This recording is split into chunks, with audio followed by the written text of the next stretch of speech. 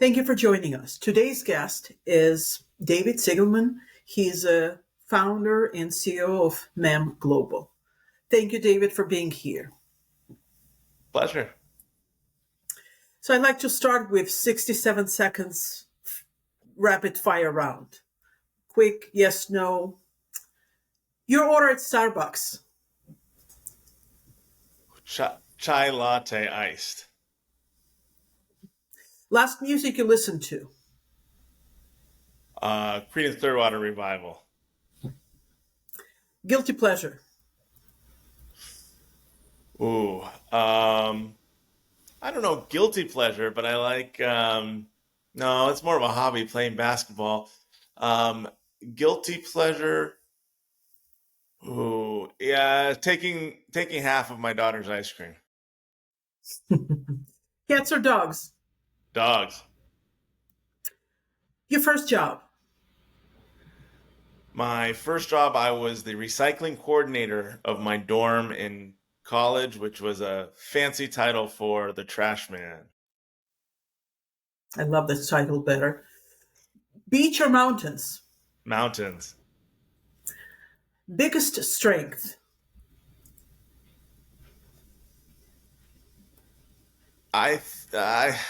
You'd have to, I don't know. It's always hard when you have to try to think about that for yourself. But what I hope I try to do and do well is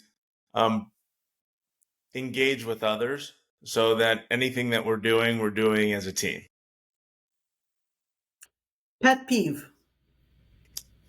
I have so many. You said beach or sand. Sand is a pet peeve. I never get out of my car. I don't want my car near the beach. None of that. What will people be surprised to know about you, to learn about you? Well, my activities that I really love doing, experiencing things that I have no talent in. So I'm really just amazed, and I love going to see magicians. I love seeing a cappella shows, things where I can't even fathom how they're able to do it. Because if I practiced my whole life every day, I would never be able to do any of it. Favorite food? Sushi. I concur. My favorite as well. Best gift received? Oh, well, my wife made me a book that had the stories from just so many friends from over the years of how we met and their favorite memories together. That's great. Describe yourself in 3 words.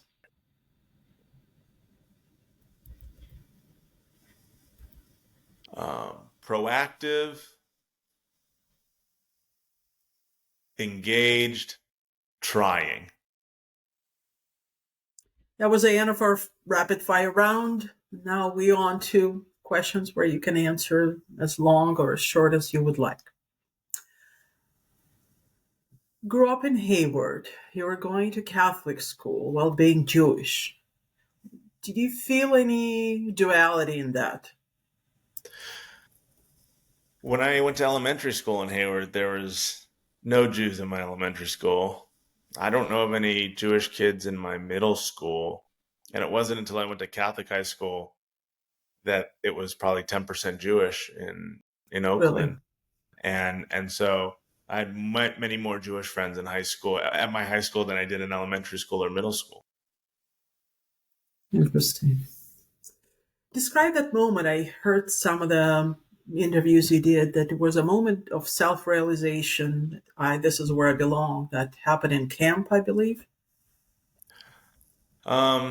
I do think camp is an amazing thing. I never grew up with those experiences. I never went to Jewish summer camp growing up, those pieces, but I did get the opportunity to go on a teen trip to Israel and being on buses. We had 2 buses with 40 people each, and having that sense of community and that to me was just so fun and something I wanted to continue later on. And the second element of it was in college when my dad was diagnosed with pancreatic cancer. I applied for a Hebrew free loan, an interest-free loan to finish my sophomore year. I applied it for a $2,000 loan. And the committee of anonymous people came back. I interviewed with one of the board members. The rest I didn't know. They came back and they said they didn't approve the loan, but instead they approved a grant that would be for the $2,000 for my sophomore year and 100% of my tuition for my junior and senior years if I was able to stay down in school, finish off my degree, and continue being a part of the Jewish community in Santa Barbara, where I was involved in Hillel. I was teaching at the synagogue. That for me was one of those moments that felt like, if this is something I can be a part of more and for longer, the Jewish community is, can care for people in that way. I want to care for it in that way. We lost our father-in-law to pancreatic cancer, so I know firsthand how difficult that is. We were fortunately a bit older. I can't imagine going through that when you were a college kid. How did you pull through that? What Well, helped you? one is that there's not much of an alternative. Second is that, my family was incredibly supportive throughout. I had great friends in school, and the Jewish community in Santa Barbara really held me up. There were just amazing people to be surrounded by. And I think, Judaism just has a lot to say and do around loss and difficult times, as well as really the best times. But having so many people who I cared for and cared for me made it at least the time pass. Yeah, I just recorded a conversation with Rabbi Simon Jacobson, and we talked a little bit about that, about grief, and he writes about his books. I'm glad you perhaps made it stronger. Now we realize how much stronger it made you going through such a hard time. What did you study at UCSB? I started in 19 no two no I started in 2000 99. I graduated high school in 99, and I started UCSB in 99, graduated in 03. What did you study in? What was your major? Business and economics. Okay. And there, at UCSB, you joined Hillel? Mm-hmm. And Yeah, I was really involved in all sorts of things on campus. Hillel, I joined API. I worked on at the Sunday school, and yeah, just got involved in a lot of things. prior to, we'll get to, MEM Global and Moshe's house, did you work? Did you apply your business? Did Mm-hmm. you use your business degree, I guess, somewhere Yeah, else using after? everything. I mean, part of the thing for me for college was that while I had the tuition through this Santa Barbara Jewish Community Foundation, I had to pay for my living and stuff. So I worked between 30 and 40 hours a week while I was in school. But so it evolved. Freshman year, I was a recycling coordinator, and then I also worked at the university preschool. By sophomore year, I worked at I started teaching Sunday school and Hebrew school. Not that I was overly qualified, but I enjoyed it, and I really liked the kids and the families. And then I also uh, asked the kids at Sunday school, their homework assignment was to find me a paid internship. So one of them came back, and their parents approached me, and so I started an internship at a company called Fiondo, which is like a telecommunications company in Santa Barbara, and I worked there 3 days a week. So I had my classes on Tuesdays and Thursdays, to the best of my ability. And then I worked on Monday, Wednesday, Friday there, and then I worked Wednesday night and Sunday at the synagogue. What were your thoughts, dreams, aspirations when you were at UCSB with a business degree? Did you know, did you know which route you wanted to go with that? You know, I mean this in all the best ways, but I really do believe that the biggest key to happiness is having low expectations. And so I was just always surprised and happy about how things would play out. I mean, my goal was to have a job, was to be able to afford rent and life. There was no grand plan on it. I just my feeling is if you work hard and surround yourself with good people, good things will happen. And so I just really wanted to have a great time. I wanted college to feel like the summer camp I didn't go to. So it was a great experience for me, but it wasn't with some sort of a planned out phase of any kind. It was to gain as much experience and do as much work as I could to put myself in a position to be able to be employable and enjoy whatever the next phase of my life would be. Were you always glass half full kind of a guy that you appear to be? Yeah, I think so. I mean, I spent every Sunday growing up until I went to college with my grandparents, and they're Holocaust survivors. Like my dad was born in a displaced person camp in Germany. It's just there's not a part of me, like, even when things aren't good, I look at it and I'm like, oh, a lot better than they had it, and that the opportunities we have are so immense. Not everything goes well, but at least you have the opportunity for them to go well.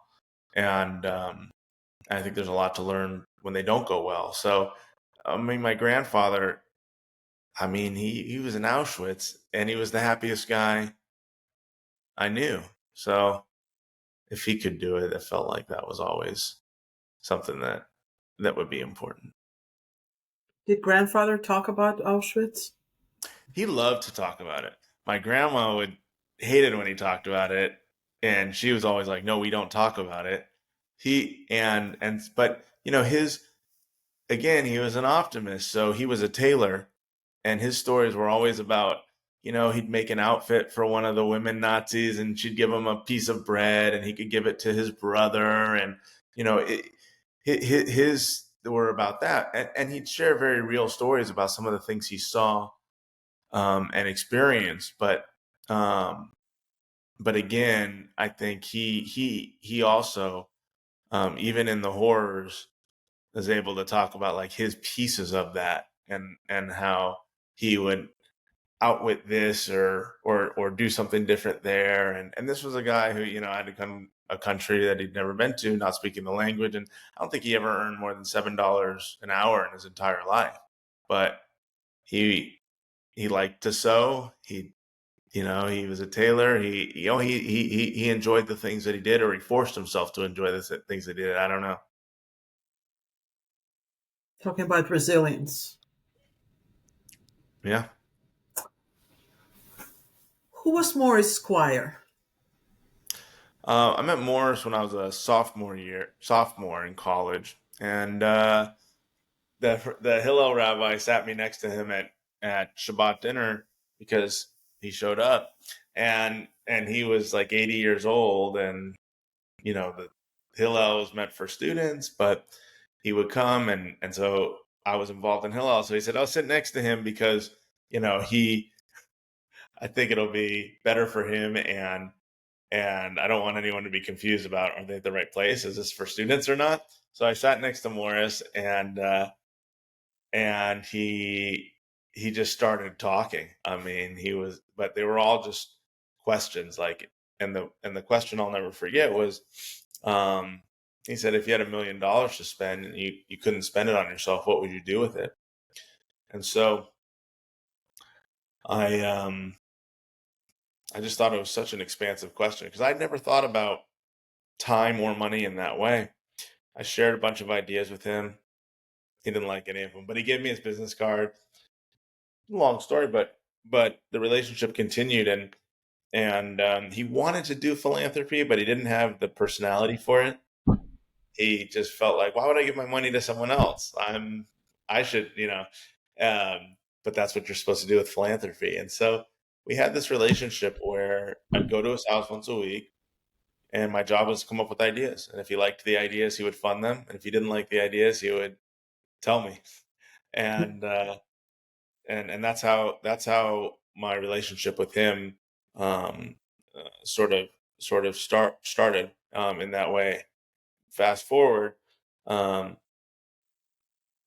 when I came to him with the idea and concept for Moishe House, all I had ever heard of fundraising side of things was that you name things after people if they pay for it. So he said when he was a kid in Chicago and they did anything Jewish growing up, um, his parents would call him Moishe. So that's how it came about for Moishe House. And I worked with Morris for a lot of years. He passed away, you know, over 10 years ago, but he gave me a lot of opportunities to push myself, and he really supported and backed me. I also, when we're talking about working in at university, I made business cards that he never saw, I don't think, but as the executive director of his foundation, and I probably did that for 15, 20 hours a week as well.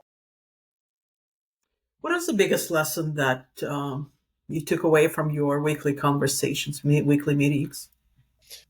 The biggest from Morris was don't do anything because that's what other people are doing.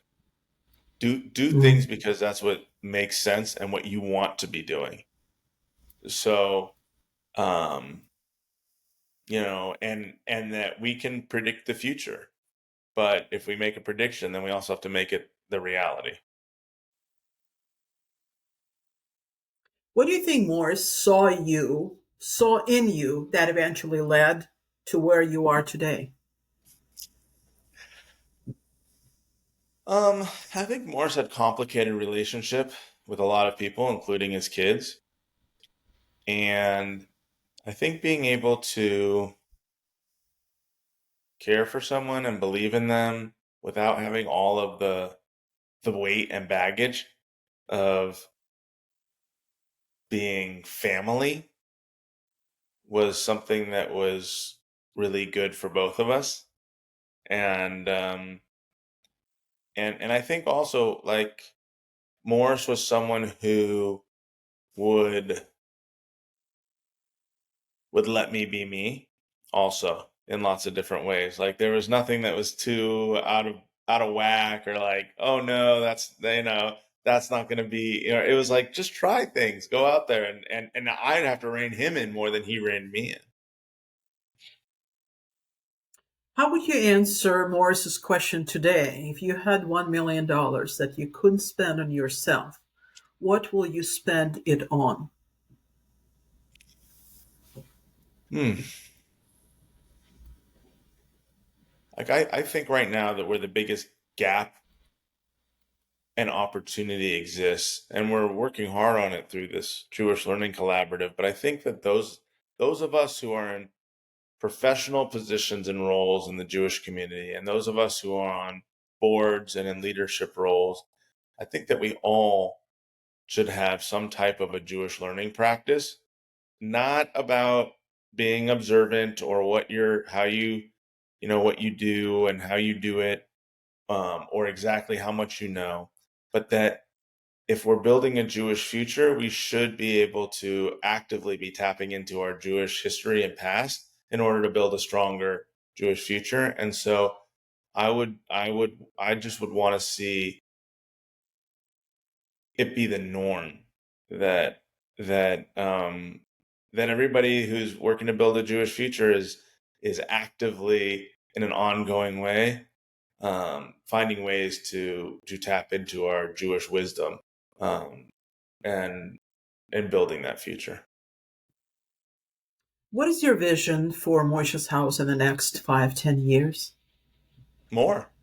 I mean, I want every young Jewish adult who's looking for a Jewish community to find one, and I want every young Jewish adult who, you know, it hasn't really even thought about where they're Jewish if they want or need one, but to see how fulfilling and meaningful it is, um, and to have that connection so that they are making active Jewish life choices and building Jewish community and have great group of Jewish friends and are thinking about how to live that and share it with others. How did the organization survive the pandemic? I think we pivoted a lot. I mean, we were fortunate because we're not travel based. So it's not like we had trips that all got shut down in that way. Um, we were closed for a couple of weeks, but then we started doing virtual programs, ton of virtual programs. They were really creative. They were fun. We did like global scavenger hunts. We did houses, did things, all of those things. And then we were able to, because we're so hyper local, we were able to have programs outside at first and then inside and then with limits. So we actually were able to move pretty nimbly um, through it. Since the beginning, since you started the organization in 2006, did any Moishe's house closed, and why, Oh if any yes, of closed? course. This idea of forever, has never been part of our DNA. But there's basically a couple reasons. Either there's a group of residents and their lease ends, or they all decide they're going to move out, and we there's caps. People can live in Moishe houses for up to 3.5 years. So there could be just a full house that turns over, and then we find new residents to be in that city and in that area once or twice. It's very rare, but the houses just aren't doing the programming that they're supposed to be doing. But that's incredibly rare. And so yeah, that's usually and we've had to shut down maybe half a dozen over 20 years because they're not they're not bringing in enough new people, to make it viable and make sense, or they have sort of different they have a different idea of what programs should look like. But again, it's super rare. How do you, for example, you have a Moishe's house in this city, and cap 3.5 years, or 2.5 years? How do you recruit, or how to find new hosts to continue on with the program? Yeah, the idea Or is do they that approach we you hope the now? demand outweighs the supply. We get applications all the time. Certain Okay. cities are easier than others, but we have people reaching out and wanting to open houses um, and start because ultimately because we're a specific age group, this post college, pre settled down 20s, early 30s, like there's just always new people coming into the demographic. So there's new energy. But what are you looking for in a host? Is there Ah, any so looking for we want someone who requirements? Like, we want someone first, who would who this is what they want to be doing. They love having people over. They love hosting. They love being part of the Jewish community. Like those are all things we're looking for role models and people who have great energy to build Jewish life.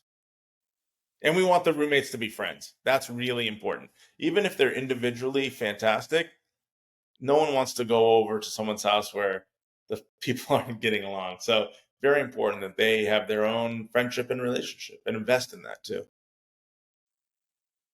what was the best Moishe House experience that you remember? I mean, there's so many over the years. The A program that I'll never forget was there was a when we were living in the Bay Area before we moved to Charlotte. There was a resident in the San Francisco Moishe house who was finishing law school, and he wanted to see and understand like what is prison, what is that experience, what is that like? So he wanted to do a tour of a prison, and he reached out to San Quentin, and San Quentin said no, we don't do, you know you can't go visit. There's only and then he but then he discovered that there was one way to do that, which is they have a softball team, and on Friday nights and Sundays you can sign up. You have to have everyone on your team submit paperwork, and you get to go into San Quentin. You go to the yard where the baseball diamond is, and the baseball teams at that time, at least, was sponsored by Metallica and the San Francisco Giants. which was a funny combination. And so we went out there, and we were the matzo ball stars and played softball um, with the inmates of San Quentin for a Yeah. couple hours. We played 2 full games, and it was I'll definitely never forget being in the yard in San Quentin um, with a with our matzo ball stars, our tuxedo T-shirts, um, against all the inmates and all the other inmates sitting around watching, and some cheering for us, some cheering for them. It was pretty surreal. Yeah, that's what it sounds like, surreal. What did it feel like? Was it scary? I mean, there are people who were there not just for petty thefts. Oh no! Look, in order to be on this, in order to try out for the softball team, you have to have good behavior for a couple of years. But then it's Oh, a privilege to be on the team. Very good athletes. But walking into San Quentin with a baseball bat, and then they give you the warning, like if there's sirens or anything, like you have to get down because that's something. And then there's like just exercising, walking the track. There was someone who their entire back was just a swastika. Some um,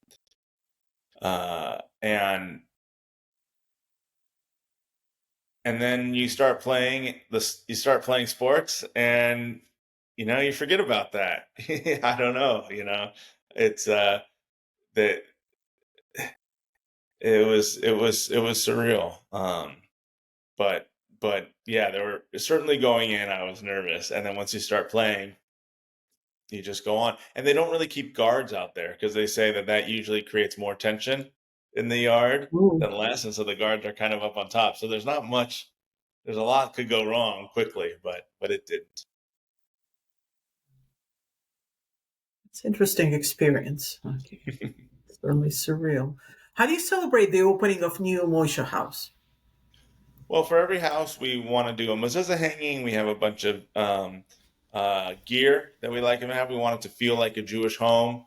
The welcome mats, the mezuzot, the books, the swag, all those pieces. And then we try to honor and celebrate them when we do our annual conference. Bringing them up and cheering them on for being new and opening. Do they get training, how to run the programs, etc.? hmm Yeah, there's a lot of training. We have our resident retreats. We have a ton of Jewish learning retreats, a lot of immersive Jewish learning to get the skills to be able to do Jewish with your friends and peers. For every like 12, 15 houses, pods, there's a full-time community manager whose job it is to support them. And then we have Jewish life specialists, um, Jewish educators who can help with programs when they need it around the holidays and things like that. That's great. Is there a need for a Moishe Teen Lounge, you think? I think that it exists in youth group. I think things like BBYO and Nifty and USY and summer camp and things like that are fantastic. I think that summer teen trips are great. I think there's a lot of robust opportunities. What is the most valuable lesson learned over the years? Leadership lesson. Um, I think transparency is very important. I think knowing that it's not our job to just try to tell people everything that might be going well. Our job is to tell people what's really happening and going on, and that here's the areas where we feel really good, and here's the areas that we're struggling. Or I think overall, like, people want to help, and if you give people the opportunity to help, they will. But it's got to be a kind of a help that's genuine, and where they can really play a role. Um, but that's yeah, I think bringing people in that way has been a really valuable lesson. How do you motivate your staff that works with you?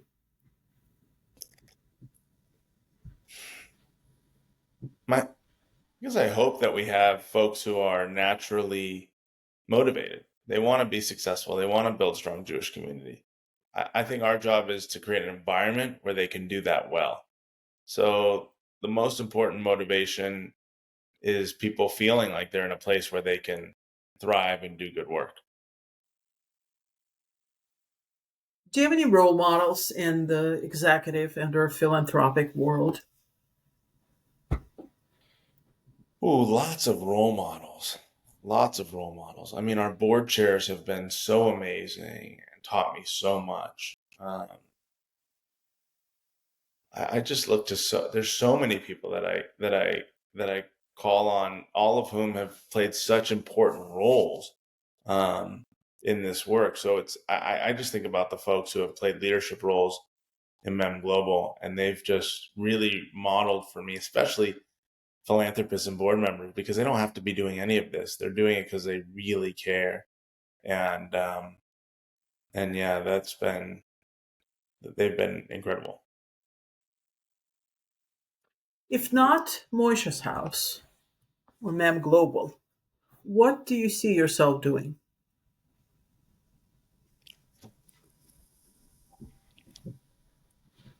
I don't know. I think that something that I believe will build leaders and create experiences for the Jewish community is what I think where I think I can add the most value and that I'm most interested in. Do you have any Moishe House hosts or leaders that became part of the organization professionally? Yes, absolutely, absolutely, and it's always a great thing to have them on the team. Grow from Um, the within. yeah, absolutely, for sure. We even have a resident and alum who's on the board, plus a resident who's on the board, and then lots of staff, and it's really fun seeing them go work in other organizations too. It's been great. So your board is comprised of not just professional establishing corporate leaders or philanthropic leaders, but the younger generation as well. So you have Yeah, it's a big spread. I mean, it's a big spread. We have 20s to 80s. anti-Semitism. Unfortunately, just showing its, listening to story resilience in Auschwitz and just showing its ugly side now. Do you provide training for that, or is there some sort of education that you provide for the host for that? Yeah, I mean, we work with orgs like um, ADL, and I was just training with them in for the European residents. We work with safety and security firms, SCN, others on how to identify, potential threats, and you have to be aware of it in today's world. It's important. And then we have to do things on our end, like we don't post the addresses of the houses online on the website and things like that. There are just cautions we constantly, unfortunately, have to be taking. It's good. What keeps you up at night? um, it depends on the week. Now it's budget season, so thinking about, okay, how do we end 2025? What do we want? What can we do for 2026? At different, it's just different times of the year, but I think most of all, if on a personal level, it's really how do I do the best job possible of translating my personal passion and care for like the Jewish community and building Jewish life to my daughter and like our family and things like that. I mean, that's sort of ultimately the most important thing. Describe yourself as a leader. I'm not sure I would describe myself as a leader. I mean, I think I would describe myself as um when it was those three words, like try. Like I like to try things. I like to do things. I don't like to sit around. I don't like to overanalyze. I really want to go out and do things, and I love it when I get to do things with other people. So, um, so I guess that's how I would describe it. What are your suggestions for a young, aspiring leader, somebody who wants to come on board Moishe House or become a philanthropist? So do things. Think about what's where there are gaps. What feels like you're uniquely qualified to do. How can you add value? How can you um, create environments where people are thriving and then most of all, I would say just go get experience. Like be in a lot of places a lot of the time. Meet people, see what it is that you want to be doing, how you can really um, chart a path to that, and then thrive in it. And also, don't worry so much about how to get from here to here. Worry about where you are now and how to be the best at that, and let the other people's pieces. Don't let it all fly by because you're so nervous about the future. Build the now. Do you think your advice applies to both young extroverts and introverts? Well, yeah, because I think that there's a huge amount of work and support needed from introverts who might play a different role within an organization. But geez, I mean, we need this incredibly strong voice and rationale for operations or for quietly leading in powerful ways. I mean, it's you can't have one without the other.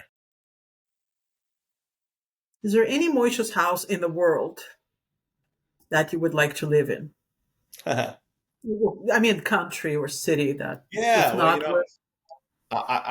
I've never been to New Zealand, so Mm.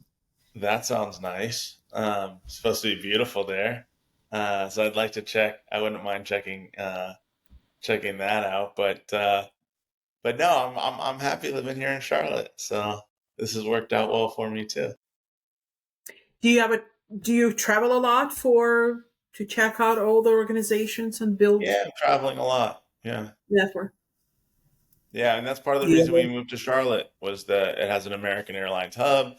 When we moved here, it was U.S. Airways, but it allows me to get a lot of places direct, so I can kind of get somewhere and then get home. Any advice for jet lag from a seasoned traveler? Well, if I'm gone overseas and I come home, my jet lag has to be cured because I need to be the lead parent because I've been gone the whole time. But I think it's just drink water and fight through the weird time zones and just try to adapt as soon as you get back. Is it a movie or a book on a flight or sleep? It's always sleep is plan A, but plan B is what will get me there, either a book or a movie. Honestly, I can now just sit. You know, it's the one time where I just sit. Um, so I don't need too much entertainment on a plane. It's kind of relaxing for me.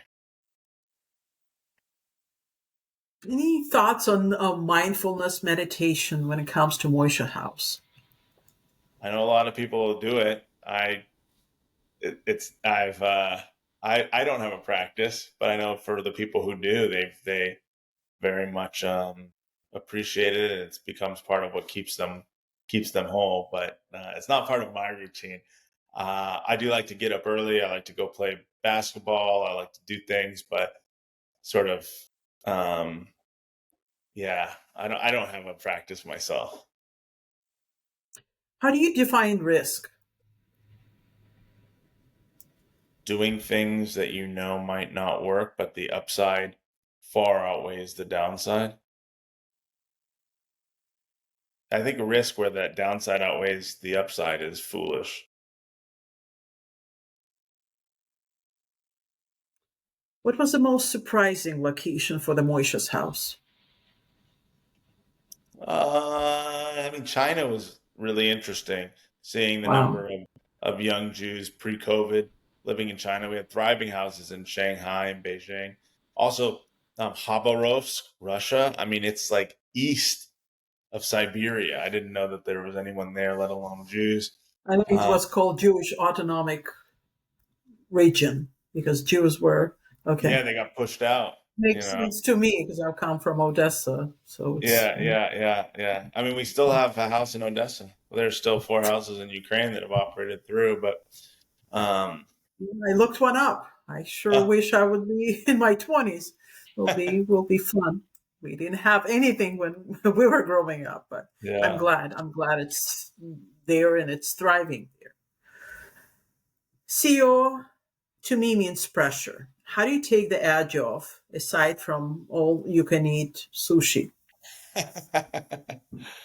I do love Mr. Tokyo, the all-you-can-eat sushi place here in Charlotte. I mean, I think it's just finding ways to get outside, get offline, spend time with friends inside and outside the Jewish community. So it's not all consuming, and I think having hobbies or kind of activities is a good thing. What I, other hobbies are I also there's some reality TV where I'm like, okay, a little maybe guilty pleasures like trashy reality TV or like Judge Judy. that you rather compared to others? That's really Shakespeare compared to some of the reality TVs we have.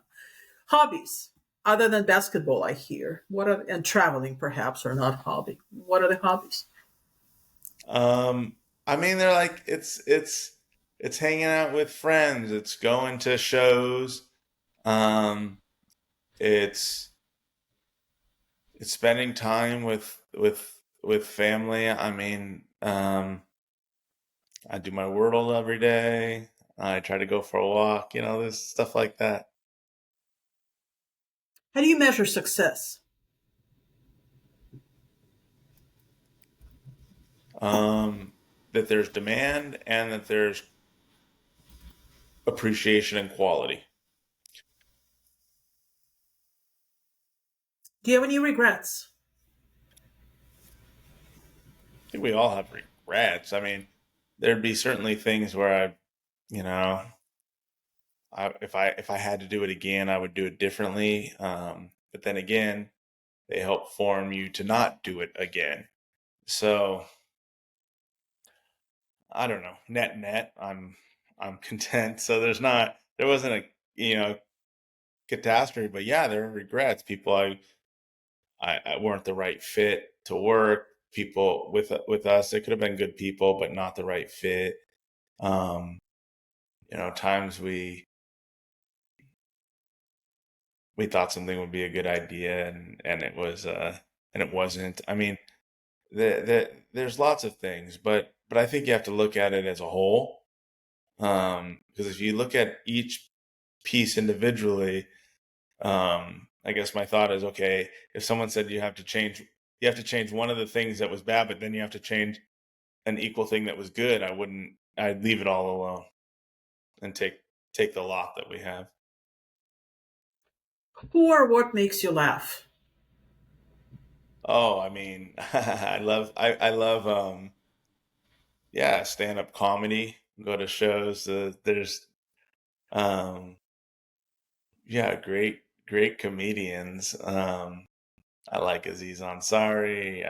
I mean, there's a lot. And and then sometimes just our daughter and her little friends, they make me laugh, doing all sorts of like trying to get the K-pop Demon Hunters song down, or telling me a riddle that makes no sense. Do you have any fears? Any fears? Yeah, I mean, I think that I would fear just irrelevancy, like like nothing that I'm doing or we're doing matters, like that. And yeah, I think that's probably my fear. What do you value most in your friends? Um, think that they knowing that they would show up for me and I would show up for them, um, wanting to do experiences, create memories together. Um, yeah, and I think just having fun. Like I really want to have a great time with my friends and do things. How do you you're a CEO, you're a founder of a huge organization. How do you remain humble? I I don't know. I mean, I it's a hard question because I don't really like when you say, okay, you're CEO. I mean, I don't know. I don't. It's not like I would say to someone if someone said, "What's your identity?" Not a CEO or a founder wouldn't come to mind. So I, I think we all are doing our best. Why do people wear masks? Like I mean, not literal masks or COVID masks, but N95, Matt. Oh, oh not the yeah. COVID Okay. I mask. was like, I'm not sure. I don't know why. Maybe they're safer too. Personality or to no, not the I COVID think mask. that there's a lot of imposter syndrome, people feeling like, oh, I don't know enough to be in this environment, or I'm not good enough for this. And I think that social media really drives us to see these highlight reels of people's lives and feeling like, I need to be that, or, oh, this is sad because I don't have that. I mean, I think that those elements are scary and unhealthy, but they're very real. I mean, um, and I think that that creates us to want to have a facade that creates that highlight reel that we see on social media or movies or TV shows or whatever it is. It's just Did elevated you now with social media.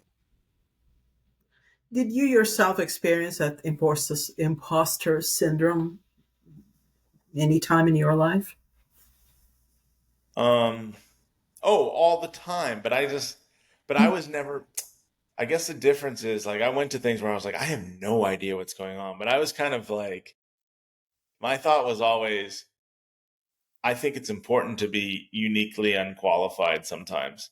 And so it's like not knowing what's going on, I think also helps open up to ideas that you wouldn't think about otherwise. And so I tell people who are coming on board, who are new employees or moving in, which is I'm like, without you, we'll just keep doing the same thing we were doing before. We need you to tell us what we're not seeing or how doing this for 20 years leads us to believe something that's not true because the world has changed. And so lots of times, I remember going to Israel and doing this, like, I didn't even know what it was, but it was a Jewish learning program for a week or something. I had no idea what was going on. Um, it was all rabbis and me. And I remember coming out of that and being like, oh yeah, this I had no idea what was happening, but this would be a good opportunity for me to learn so that I can not lead a room like that, but at least feel like we're speaking the same language. So I think sometimes it's just again an opportunity to grow. Well said. You have a magic wand and you have only three wishes. What would that be? uh, I'd love for my daughter to for her whole life to find like the even more joy and connection to being Jewish than me, um, and Mike and my wife. That's one. Two is that is good health.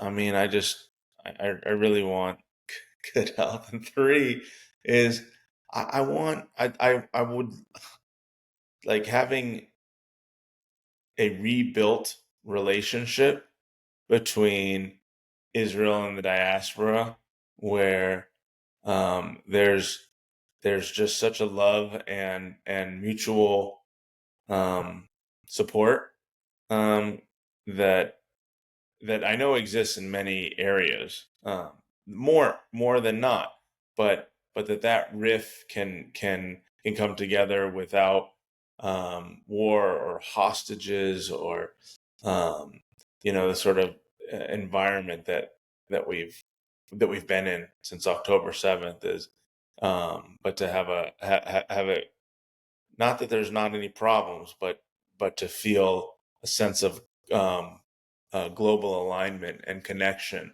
that I think is there, but I think has a lot of work to rebuild. God willing. Describe your life in one word. Enjoyable. The last question I ask all my guests: would you find extraordinary in every day? I mean, I'm mesmerized by a lot of things. I'm like, what if I lived before technology? I'm like, I wouldn't walk this far to school. I mean, I think we all are born. I mean, if I lived during an era where art was appreciated, I'm like, I wouldn't have a job. I'm the worst artist. Like, you just, I feel lucky to get to do all of these, things. So I just think being alive, it's a small window of time for us, and we should maximize it. Thank you for joining us today, David. That was a wonderful, interesting conversation. Sure thing. Thanks for having me.